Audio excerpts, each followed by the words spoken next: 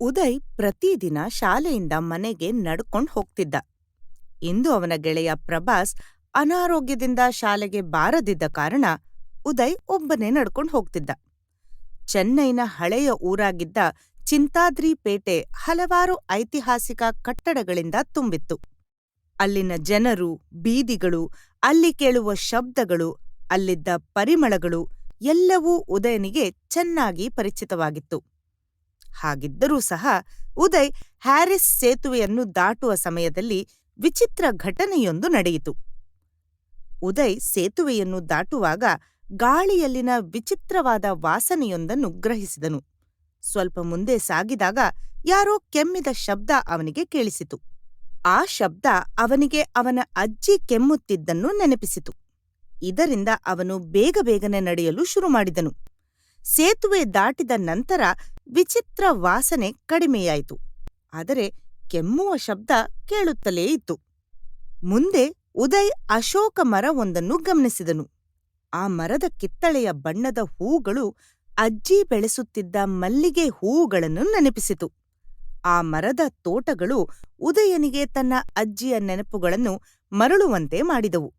ಆ ಮರವನ್ನು ತಬ್ಬಿಕೊಂಡು ಉದಯ್ ಸ್ವಲ್ಪ ಸಮಯ ಅಲ್ಲಿಯೇ ಕಳೆದನು. ಕ್ರಮೇಣ ಉದಯನಿಗೆ ಮರದ ಒಳಗಿನಿಂದ ನಿಧಾನವಾಗಿ ಬಡಿತದ ಶಬ್ದ ಕೇಳತೊಡಗಿತು.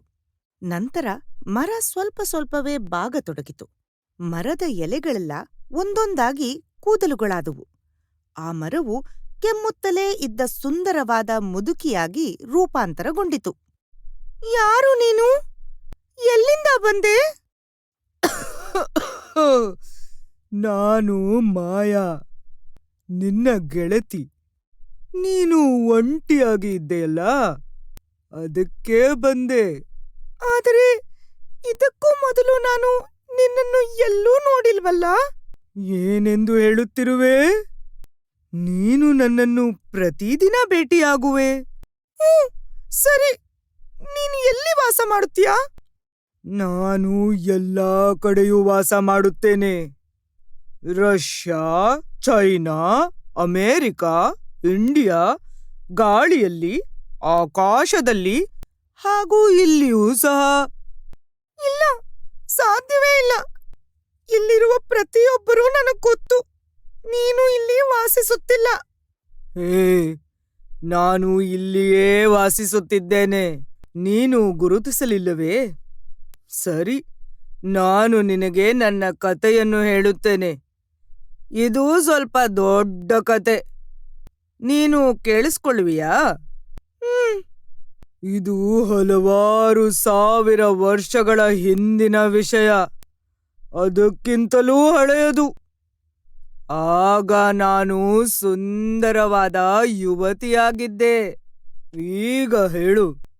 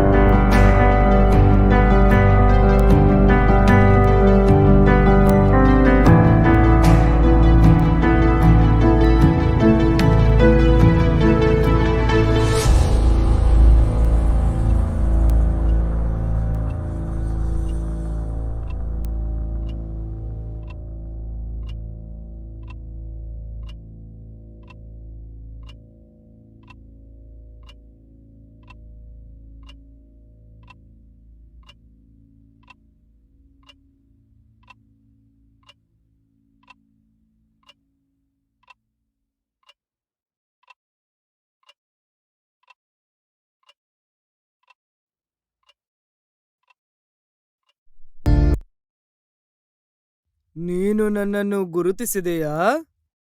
ಹ್ಮ್, ಹೌದು. ನಾನು ನಿನ್ನನ್ನ ಗುರುತಿಸ್ದೆ. ನಾನು ನಿನ್ನನ್ನ ಪ್ರತಿದಿನನೂ ಭೇಟಿ ಮಾಡ್ತೀನಿ. ಆದರೆ ನಾನು ನಿನ್ನೊಂದಿಗೆ ಮಾತನಾಡಲು ಬಯಸುತ್ತೇನೆ, ಸರಿಯೇ? ಸರಿ. ಅದಕ್ಕಾಗಿ ನೀನು ಏನನ್ನಾದರೂ ಎಚ್ಚರಿಕೆಯಿಂದ ನೋಡಲು ಪ್ರಾರಂಭಿಸಬೇಕು. ಹಾಗೆ ಮಾಡಿದಾಗ ನಾನು ನಿನ್ನೊಂದಿಗೆ ಮಾತನಾಡಲು ಬರುತ್ತೇನೆ. ಹೀಗೆ ಹೇಳಿದ ಮಾಯಾ ಉದಯನಿಗೆ ವಿದಾಯವನ್ನು ತಿಳಿಸಿ ಮತ್ತೆ ಮರವಾಗಿ ರೂಪಾಂತರಗೊಂಡಳು. ಉದಯ ತನ್ನ ಅಜ್ಜಿಯ ನೆನಪಿನಲ್ಲೇ ಮನೆಯನ್ನು ತಲುಪಿದ. ಬೀರುವಿನಿಂದ ಫೋಟೋ ಆಲ್ಬಮ್ ತೆಗೆದು ಫೋಟೋಗಳನ್ನು ನೋಡಲು ಆರಂಭಿಸಿದ. ಆ ಆಲ್ಬಂನಲ್ಲಿ ಅವನ ಅಜ್ಜ ಅಜ್ಜಿ ಶಿಖರಗಳು, ಸಮುದ್ರ ತೀರಗಳು, ದೇವಸ್ಥಾನಗಳನ್ನು ಭೇಟಿ ಮಾಡಿದ ಫೋಟೋಗಳಿದ್ದವು. ಅದರಲ್ಲಿನ ಒಂದು ಫೋಟೋ ಚಿಂತಾದ್ರಿ ಪೇಟೆಯ ಮಾರುಕಟ್ಟೆಯದಾಗಿತ್ತು. ಉದಯ ಈ ಜಗತ್ತು ತನ್ನ ಅಜ್ಜಿಯ ಕಾಲಕ್ಕಿಂತಲೂ ಈಗ ಎಷ್ಟು ಬದಲಾಗಿದೆ ಎಂದು ಯೋಚಿಸಿದ.